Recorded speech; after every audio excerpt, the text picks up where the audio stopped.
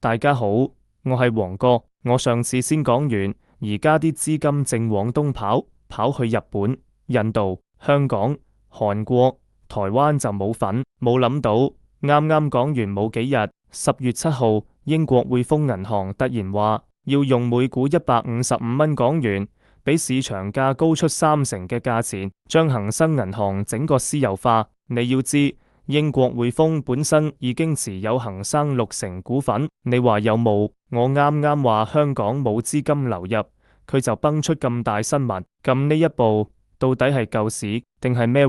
今日我就同大家詳細講下匯豐呢一步，唔止係銀行買銀行，因為匯豐唔係普通銀行，佢係香港3間可以印港幣嘅銀行之一，另外2間係中銀香港同渣打。換句話講，呢件事係關乎邊個掌握香港貨幣命脈，匯豐出手將恒生整個吞咗落嚟，其實係將香港嘅金融心臟重新握返手入面。呢唔係簡單併購，係戰略部署。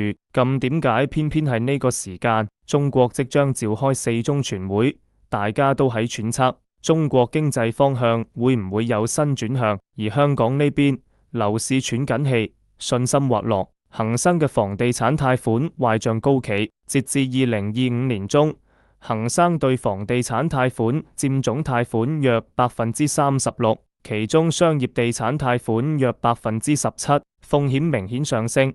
地產類高風險貸款約918億港元，整體不良貸款率升到6.7%，係近年高點。地產市場疲弱，授信壓力持續上升。恒生如果出事，唔止係股民蝕錢，係整個香港金融體系都會震動。匯豐講私有化同呢件事冇關，好難令人信服。而家呢個時間，匯豐出手係止血同埋止信心嘅血，所以呢一步既救自己又救市場。但問題嚟啦，呢到底係匯豐睇好香港，定係被逼咩？你睇匯豐開價比市價高30%，表面上好大方，其實似係俾人請上着食呢盤唔易消化嘅菜。對恒生股東嚟講更加矛盾，好多股東買恒生係為咗分紅，唔係炒價差。而家一次過買晒，短期賺咗，但以後分紅冇咗，呢種好事唔一定每個人都笑得出來。再睇整盤棋，北京冇公開表態，但肯定係默認嘅。恒生太關鍵，服務香港中小企同房貸族。萬一恒生出事，比中銀香港仲難收拾。所以今次中國選擇俾英國人出手，唔圖錢，但穩住市場，係高招定係無奈？咁美國呢？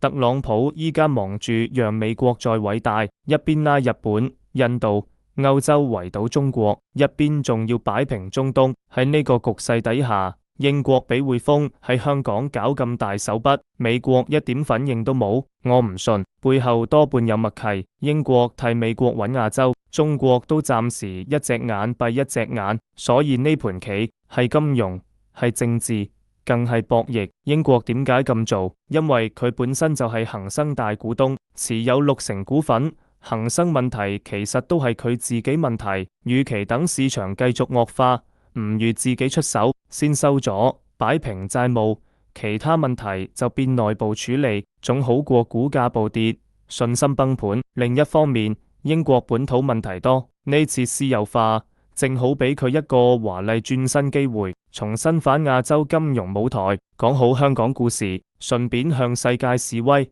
我哋仲喺度。香港而家角色係咩？一句話，香港係金融世界嘅緩衝帶，喺度。中國要穩，英國要利，美國要話語權。匯豐呢步棋既順中國穩定之路，又留返英國跟，但最後香港金融主權變得模糊。穩係穩咗，但邊個話事就唔好講啦。倒霉嘅係香港人。道理歸道理，點應對市場先係硬道理。理論上，短線嚟講，對香港銀行股係利好，市場信心回來了，股價會穩。消息一出，恒生股價即刻跳升，但長線嚟講係風險再分配，壞賬只係被匯豐吸收，唔係消失，所以匯豐股價應聲下跌。市場反應最真實，信乜唔信乜都寫喺價格入面。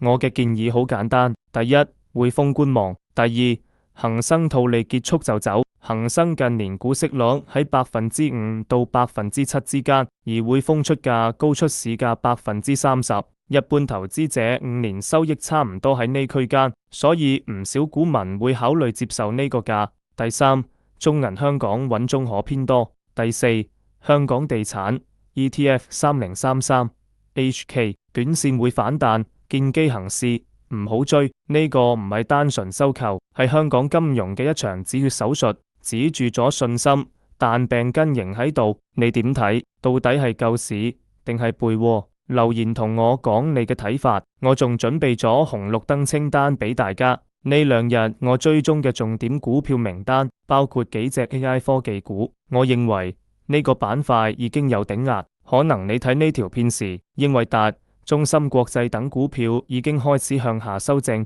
前兩期我都提醒過，有興趣嘅朋友可以截圖保存，一齊研究。喜歡本頻道嘅，請點讚、關注。我係黃哥。下次再見。